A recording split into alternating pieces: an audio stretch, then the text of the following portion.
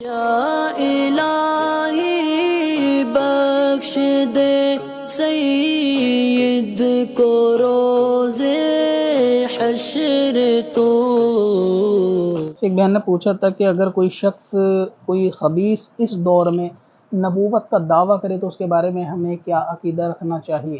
تو اگر کوئی شخص اس دور میں نبوت کا دعویٰ کرے گا تو بادشاہ اسلام کو حق ہے کہ اس کو قتل کروا دیا جائے، تو وہ قتل کا حقدار ہے بندہ، تو اسی لیے اس کے کفر میں کوئی شک ہی نہیں ہے، بلکہ جو شخص اس کو کافر نہ جانے وہ شخص خود کافر ہو جائے گا۔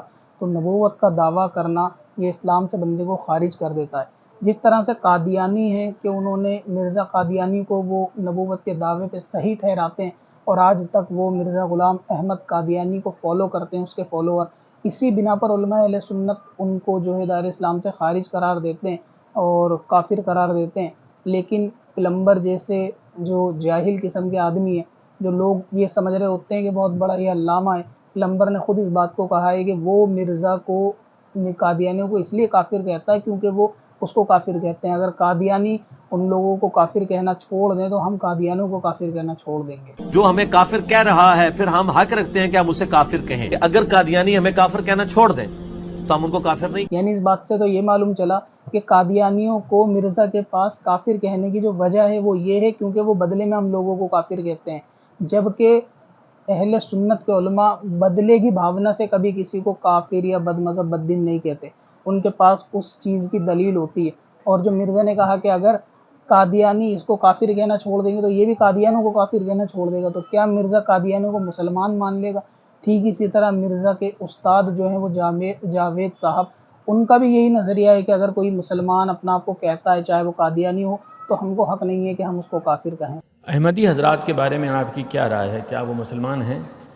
دیکھیے، میرا نقطہ نظر، اور ذرا دل تھام کے سن لیجئے، وہ ہمیشہ سے یہ ہے کہ ہر وہ شخص جو اپنے آپ کو مسلمان کہتا ہے، مجھ کو کوئی حق نہیں ہے کہ میں اس کا انکار کروں۔ تو اس سے تو یہ معلوم چلا کہ کوئی نبوت کا دعویٰ کرے گا پھر بھی خود کو مسلمان کہے گا معاذ اللہ، تو بندہ اس کو تب بھی مسلمان جانے گا۔ تو یہ ان لوگوں کا سوشل میڈیا پہ ایمان ہے، اور لوگ ان کے فالوور ویورشپ دیکھنے کے بعد یہ سمجھتے ہیں کہ لوگ یہ بہت زیادہ علم والے ہیں، قرآن حدیث کی باتیں کرنے والے ہیں، تو ایسے فتنے سے بچنا چاہیے۔ قادیانیوں کو ہم کافر اس لیے نہیں کہتے کہ وہ ہم کو کافر کہتے ہیں، بلکہ قادیانیوں کو ہم اس لیے کافر کہتے ہیں کیونکہ وہ نبوت کے دعوے کے حقدار ہیں، وہ نبوت کے دعوے کو مانتے ہیں۔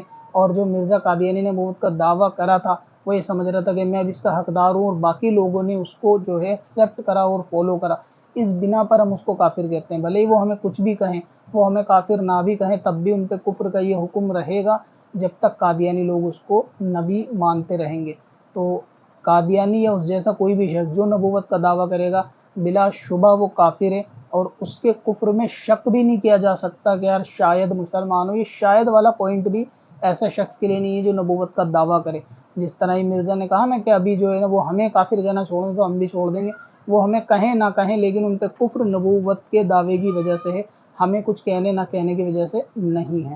اب اپنی ویب سائٹ بلاگ کے لیے ہوسٹنگ خریدیں قادری سے اور پائیں سب سے سستی SSD اور cloud web hosting, light speed اور سی پینل کے ساتھ۔ کب سے اپنی خطاؤں کا شمارا جائے گا۔